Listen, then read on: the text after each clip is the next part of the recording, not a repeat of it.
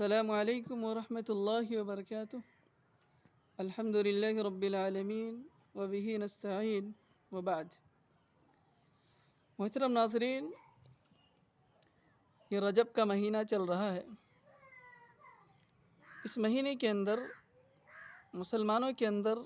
بہت ساری بدعات اور خرافات پائی جاتی ہیں،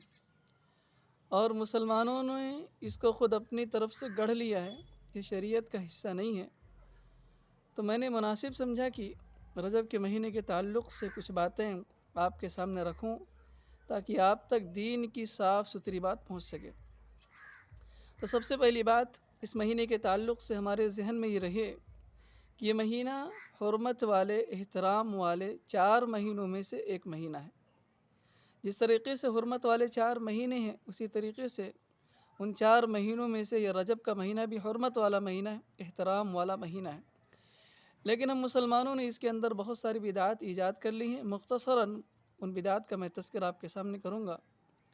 ان بدعات میں سے سب سے پہلی بدعت یہ پائی جاتی ہے کہ اس مہینے کی پہلی جمعرات کو لوگ روزہ رکھتے ہیں، اور پھر جمعہ کے دن جو اس مہینے کا رجب کے پہلا جمعہ ہوتا ہے، اس جمعہ کے دن مغرب سے لے کر کے عشاء کے بیچ میں 12 رکعت صلاۃ الرغائب کے نام سے ایک نماز پڑھی جاتی ہے، جبکہ اس نماز کی کوئی حیثیت نہیں ہے، شریعت کے اندر اس کا کوئی ذکر موجود نہیں ہے۔ اسی طریقے سے دوسری بدعت اس مہینے کے اندر یہ پائی جاتی ہے کہ بہت سارے لوگ اس مہینے میں خاص طور سے روزہ رکھنے کا اہتمام کرتے ہیں، مخصوص روزوں کا اہتمام کرتے ہیں، اور یہ سمجھتے ہیں کہ اس مہینے کے اندر روزہ رکھنے کا ثواب بہت زیادہ ہے۔ بلکہ ایک ضعیف حدیث کے اندر آتا ہے کہ اگر کوئی شخص ایک دن کے روزے رکھتا ہے تو اللہ تبارک و تعالیٰ اس کے لیے 1000 سال کے برابر ثواب لکھ دیتا ہے۔ اگر کوئی 2 روزے رکھتا ہے تو اس کے لیے 2000 سال کے برابر اللہ تبارک و تعالیٰ اس کے لیے ثواب لکھ دیتا ہے۔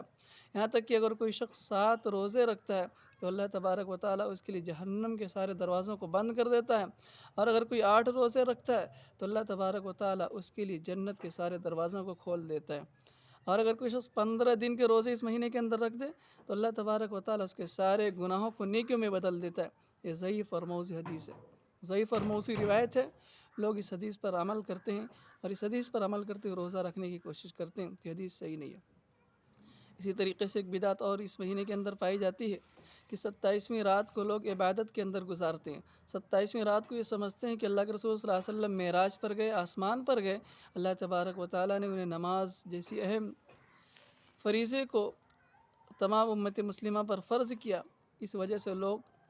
اس رات کو بابرکت رات اور سب سے بڑی رات سمجھتے ہوئے 27ویں رات کو جاگتے ہیں شب قدر کی طرح، اور مخصوص عبادات کرتے ہیں، اور پھر اگلے دن روزہ رکھنے کا اہتمام کرتے ہیں۔ تو 27ویں رجب کو اللہ کے رسول صلی اللہ علیہ وسلم معراج پر گئے یا نہیں گئے، اس کے اندر بہت زیادہ اختلاف ہے۔ اللہ کے رسول صلی اللہ علیہ وسلم معراج پر تو گئے، لیکن تاریخ کیا تھی، سیرت نگاروں نے، تاریخ نگاروں نے اس کے اندر بہت زیادہ اختلاف نقل کیا ہے۔ اور اگر یہ بات ثابت بھی ہو جائے کہ 27 رجب کو ہی اللہ کے رسول صلی اللہ علیہ وسلم معراج پر گئے تھے، تو اس سے ثبوت نہیں ملتا کہ اس رات خاص طور سے عبادت کرنا چاہیے، کیونکہ اللہ کے رسول صلی اللہ علیہ وسلم نے 27 رجب کو کوئی عبادت نہیں کی ہے، اور نہ صحابہ کرام کو عبادت کرنے کا حکم دیا ہے، اور اگلے دن روزہ رکھنے کا بھی اللہ کے رسول صلی اللہ علیہ وسلم نے حکم نہیں دیا ہے، اور نہ ہی آپ صلی اللہ علیہ وسلم نے روزہ رکھا۔ اس لیے 27ویں رات کی عبادت ہو یا اگلے دن کا روزہ رکھنا، یہ بھی شریعت سے اس کا تعلق نہیں ہے، بلکہ لوگوں نے اپنی طرف سے ایجاد کر لیا ہے۔ اور اسی طریقے سے ایک اور بدعت، 22 رجب کو لوگ میر جعفر کے نام پر کونڈے کرتے ہیں، اور کہتے ہیں کہ میر جعفر نے یہ کہا ہے کہ جو شخص 22 رجب کو میرے نام سے نظر و نیاز کے کونڈے بھرے گا اور پھر اپنی ضرورت کو میرے نام کے ذریعے سے مانگے گا تو اللہ تبارک و تعالیٰ اس کی ضرورت کو ضرور پورا کرے گا، اور اگر اس کی ضرورت پوری نہیں ہوگی تو قیامت کے روز میرا گریبان ہوگا اور اس کا ہاتھ ہوگا۔ ایسی کوئی بات نہیں ہے، یہ لوگوں نے گڑھ لیے ہیں۔ 22 رجب کا امام جعفر سے کوئی تعلق نہیں۔ جعفر صادق کے نام پر جو 22 رجب کو کونڈے بھرے جاتے ہیں، 22 رجب سے ان کا کوئی تعلق نہیں ہے، نہ تو ان کی وفات ہوتی ہے 22 رجب کو، نہ ہی ان کی پیدائش ہوتی، تو پھر آخر کیوں مناتے ہیں مسلمان؟ یہ شیعوں کی سازش ہے۔ شیعوں نے مسلمانوں کو پھنسا دیا ہے، شیعوں نے مسلمانوں کے اندر اس چیز کو ایجاد کر دیا ہے۔ اصل میں یہ 22 رجب ایسی تاریخ ہے جس رات یا جس تاریخ میں مسلمانوں کے بہت بڑے امیر حضرت امیر معاویہ رضی اللہ تعالیٰ عنہ کی وفات ہوتی ہے، جو لوگ دشمن ہیں ان کے یا ان کو برا بھلا کہتے ہیں، ایسے لوگوں نے سازش کر کے 22 رجب کی تاریخ کو امام جعفر صادق کی طرف منسوب کر دیا ہے، جبکہ امام جعفر صادق کا 22 رجب کی تاریخ سے کوئی تعلق نہیں ہے، بلکہ 22 تاریخ کو امیر معاویہ رضی اللہ تعالیٰ عنہ کی وفات ہوئی ہے، تو ان سے حسد کرنے والے، ان سے جلنے والے، ان کو برا بھلا کہنے والے لوگوں نے ان کی وفات پر 22 رجب کے کونڈے بھرنے شروع کر دیے، اور بہت سارے مسلمانوں کی بات پتہ بھی نہیں ہے کہ 22 رجب کی تاریخ اصل تاریخ کیا ہے۔ تو میں کہنا چاہوں گا کہ 22 رجب کو امام جعفر صادق کا اس سے کوئی تعلق نہیں ہے، بلکہ 22 رجب کی تاریخ کو امیر معاویہ رضی اللہ تعالیٰ عنہ کی وفات ہوئی ہے۔ اس لیے مسلمانوں کو سوچنا چاہیے، سمجھنا چاہیے، اور اپنی تاریخ کو یاد کرنی چاہیے، اپنی تاریخ کے بارے میں انہیں معلومات حاصل کرنی چاہیے کہ ہماری تاریخ کیا ہے، 22 رجب کو آخر کیوں ہم ایسے کام کرتے ہیں جو بدعت اور خرافات ہیں۔ تو میرے ناظرین، میں تمام مسلمانوں سے جہاں تک یہ ویڈیو پہنچے گی ان سے گزارش کروں گا کہ تمام کے تمام لوگ 22 رجب